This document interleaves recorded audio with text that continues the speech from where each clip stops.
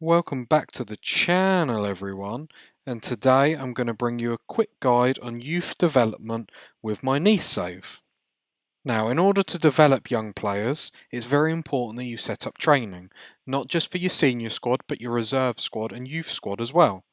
Going into training, we can see that each individual squad has their separate overview, team, individual, and coach view, and these can be accessed as shown.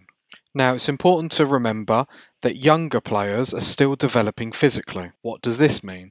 This means they are going to be more vulnerable to injuries.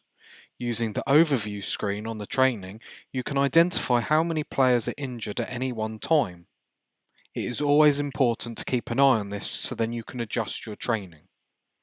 It is also important to view your match fitness within your youngsters, and this again is very important. In some teams, 2 or more squads can share training, such as teams in Spain that are B teams. You cannot set training for these B teams. However, in France and in England, and a number of other, but we'll be here all day if I list them all, you can set your reserves or under 21 squad yourself. However, as you can see, the general training is shared with the senior squad. In the under 19s or 18s in your situation, you basically have ultimate control like the senior squad. These at any time can be changed within the staff responsibility screen, and you can change this if you don't want control. However, to make sure you've got the optimal settings for your youngsters, you may wish to do this yourself. As you can see in my under 19s, after pre-season has done, I like to use less match training and I like to let them rest before a match and after a match. The reason why I've done this is because it will help their fitness and reduce the likelihood of injuries which could occur. These injuries are going to be really deadly in affecting individual development. The under 21 squad, if I were to do this, as you can see, I would have to do it in the senior squad. So I won't do this for the under 21s, I will leave it, or the reserves. It's also important to remember that match performances are not of a high importance within the under 21s or reserves, or your under 18s or my under 19s. However, they are important when it comes to morale among youth players. So I do find any more match preparation than this is not really necessary. So what does that mean? That means it gives player development or individual training more of a priority. However, I do not do this in my senior squad. Throughout the pre-season, I will use more match preparation in order to build a higher level of tactical familiarity.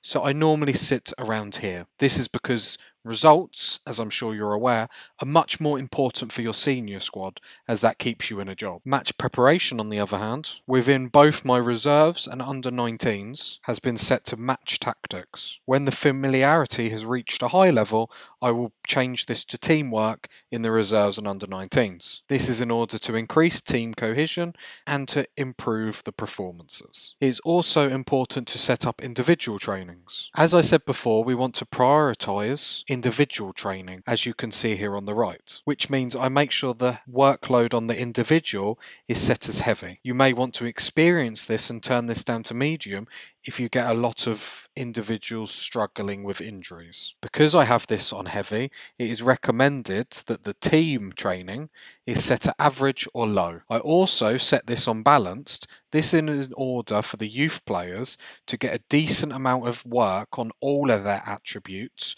rather than just one. If you wanted to be working certain stats, then I would suggest picking something like ball control and changing it every 3 months to make sure you're getting them stat changements. I would get a notepad, I would write down the players and the certain attributes you wish to improve on them, but I will just keep it on balanced. Looking back at individual training, it's also important to pick an additional focus. These additional focuses can look at weaknesses in between someone's game, and this is the reason, again, a heavy intensity level is chosen. As I said before, you need to keep an eye on fitness and happiness of these players. You will need to view a player's fitness related attributes, which generally can show you if a player can handle their individual workload. As we said before, because we cannot control the general training within the reserves or under 21s, our intensity level is average, and generally players in this have a lighter focus for this intensity due to not being able to fully control if individuals are getting injured. Again, you could try this out on heavy and then tweak it for everyone individually, but these players are generally more going to be used, so you need to be careful. Within the individual training, we can then see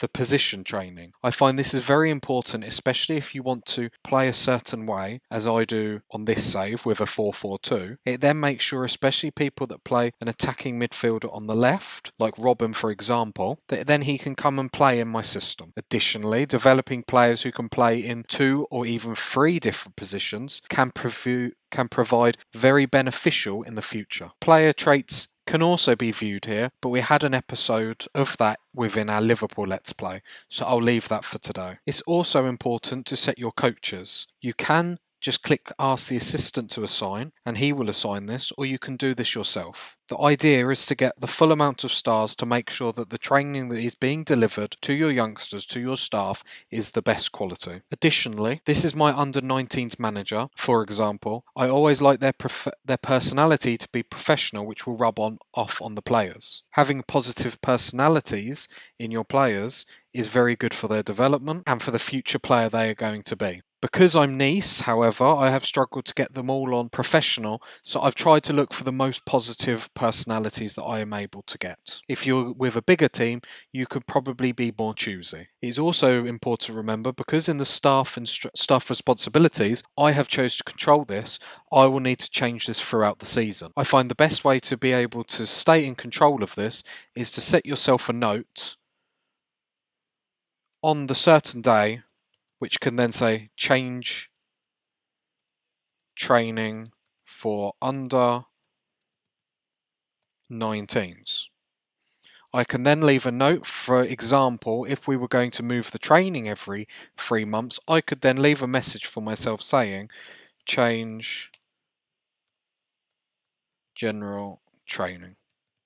And that's an easier way for me to then monitor when I am changing. And that's it for today. I hope this quick guide has been helpful, and if there's any more guides that you would like to hear from me, please let me know in the comments. Drop me a like. Thank you very much. See you later. Bye bye.